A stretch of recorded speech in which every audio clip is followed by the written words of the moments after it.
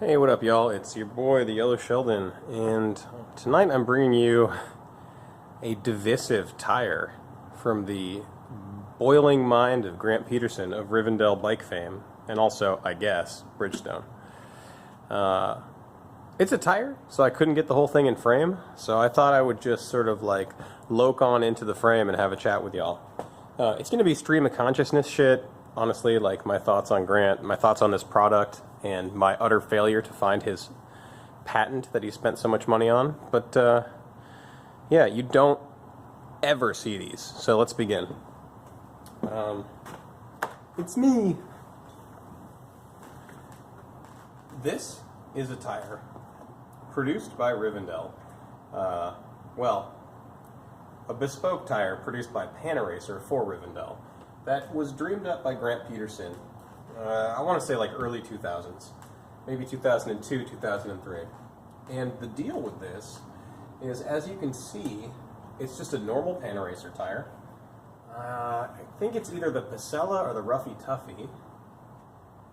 Pasella. So this one's a Pasella. Roughy Tuffies were also made, I believe. And you know, we like the tires that Pasellas makes.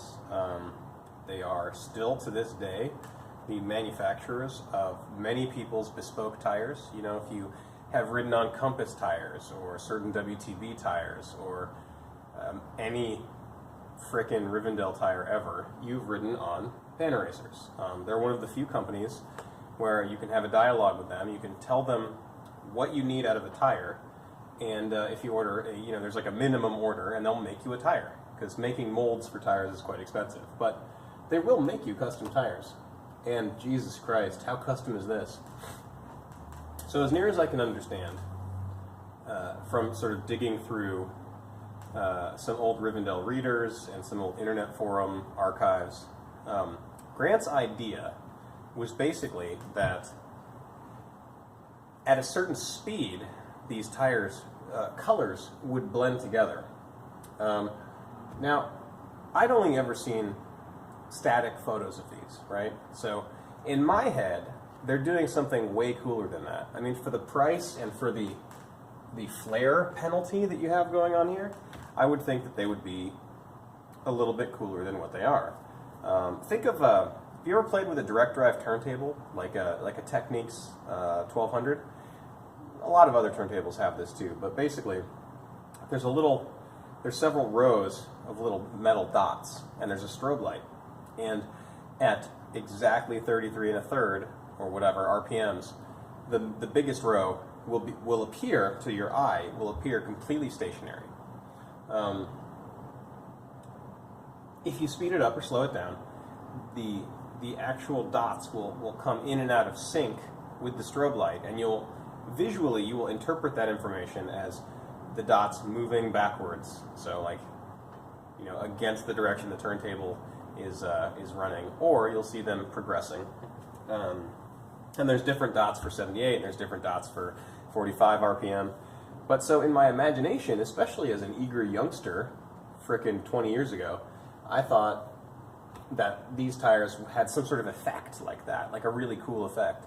And honestly, I suppose, after playing with them for a bit, that if you had a strobe light on them, they would in fact do what I'm talking about, which is to say, the specific pattern at certain speeds of strobe light would definitely pulse forward and backward. They would do all this crazy stuff. And in fact, I'm curious to see, because of the refresh rate of my camera, if they're going to have artifacts like that when we film them here in a minute. So the deal with this is that Grant thought, as far as I can tell, it was a thought regarding automotive tires. Like they would be some sort of speed limit enforcement thing. So if you were going the speed limit or you were going a certain speed, they would still have a broken up pattern. You would just see, you know, really quickly moving, but broken up, alternating, you know, purple, pink, purple, pink, purple, pink, or green, blue, green, blue, green, blue. And when you reached or exceeded a certain speed, they would all blend together. So you would see two colors instead of four. And he literally referenced in specifically in Rivendell Reader like 31, which was from 2004. Dude was saying like, yeah, so I'm gonna really get this nailed down for bicycles, and then I'm gonna license it to a car company. But if you're familiar at all with Grant Peterson, he's kind of a funny, like, wily dude. That could just as easily have been a fucked up joke as the reality of what he was trying to do. He also, at that point, had claimed to have spent $9,000 chasing a patent for these. You know, I know it's not 100%, but I tried really hard to look through Google Patents and see if he had any patents at all, and he doesn't have any. So hopefully, if he did spend $9 grand, it wasn't, you know, didn't feel like a total waste. So what are these? I mean, these are just normal Panaracer Pasella tires, a quality tire. And the idea is that at a certain speed, the colors, so from here to here, will blend into sort of a greenish color, and from here to here will blend into sort of a purpley color. It's less cool than you might think. I'll show you. I'll show you. Grant is one of those guys where, you know, I've been basically following his career and his thoughts since I was really young. You know, I was a fan of Bridgestone. The first bike shop I worked at had, you know, every copy of any piece of promotional material that Bridgestone put out during his tenure at Bridgestone. So, for instance, you know, all of the old catalogs, all of his thoughts on how bikes should be. And then eventually the Rivendell readers, which were just more of the same. He was goddamn right about a lot of stuff. I just want to say, you know, he always was made fun of as being this crotchety old fuck who, like, refused to get with the times in terms of bicycles, but a lot of the things that he presaged have come to fruition. I mean, right now we have a bike industry which seems to be, at least theoretically, divorcing itself from sports. We have seen the advent of bike packing and a new resurgence of touring. People love to tour.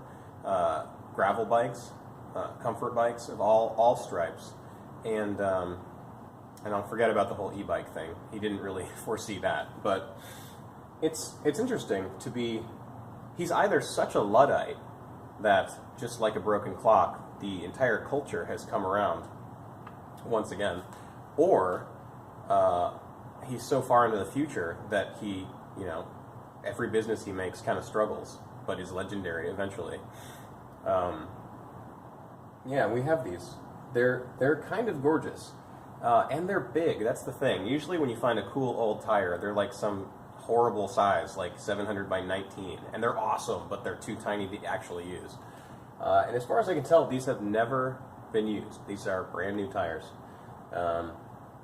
So we'll see what lucky person gets to ride them. Yeah, Grant's a funny cat. I would have liked to have met him. It's not like he's dead, but I'm not fucking chasing him down. And I don't think he's going to show up here.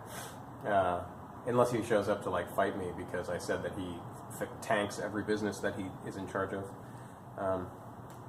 Still, I mean, they did have to do, like, a crowdfunding thing to keep Rivendell afloat.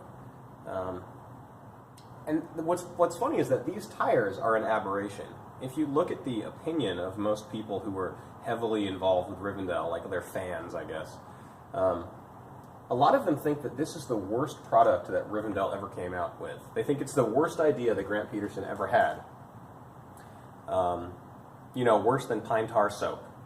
Worse than, what are they called? Like seersucker shirts or whatever. The crinkly shirts. Like, worse than any idea that he had. These were the worst ones. But these are a beloved tire. At least emotionally, I think that people look back to these as sort of a frivolous and fun thing that Rivendell put out. I mean, even TOS, the other Sheldon, had a set of these on one of his bikes. Actually, that was the first time I ever saw them, was on TOS's, one of his single speeds. So, shall we? You want to see what this thing looks like when it's rolling?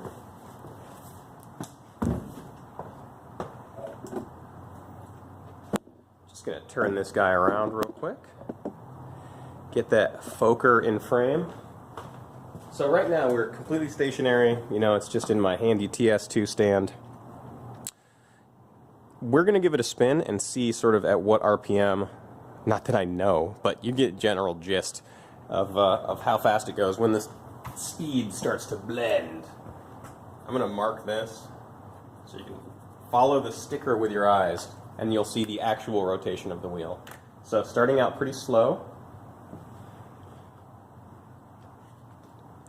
The camera is kind of doing cool stuff. In real life, it just is sort of blurry. It's getting blurrier, but I can still see the distinct pattern. And now we've achieved basically two colors. I'm seeing like a teal and sort of a magenta. So like a teal and a magenta. Wow, in the camera it actually looks way, way, way cooler. Let's try going really fast.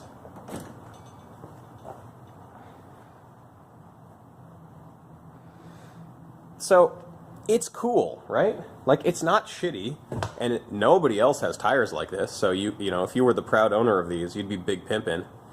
But at the same time, they're not really doing crazy psychedelic shit. Oh my god, it's making me trip. Holy shit. I'm looking through the viewfinder now.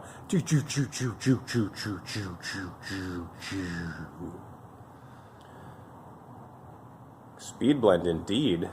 I need to lay down after that. So maybe if you had on VR goggles that were attached to like a 1080p camera that had a frame rate of like, you know, 60 frames per second, and then you looked at your tires, maybe that would fuck your universe up. Anyway, they came in the other day. I thought they were super cool. I don't know if I'm gonna buy them. My daughter would love these. She would absolutely love them. But I feel like we should give some other bike nerd a chance with these things. Some utter. Yell shell out.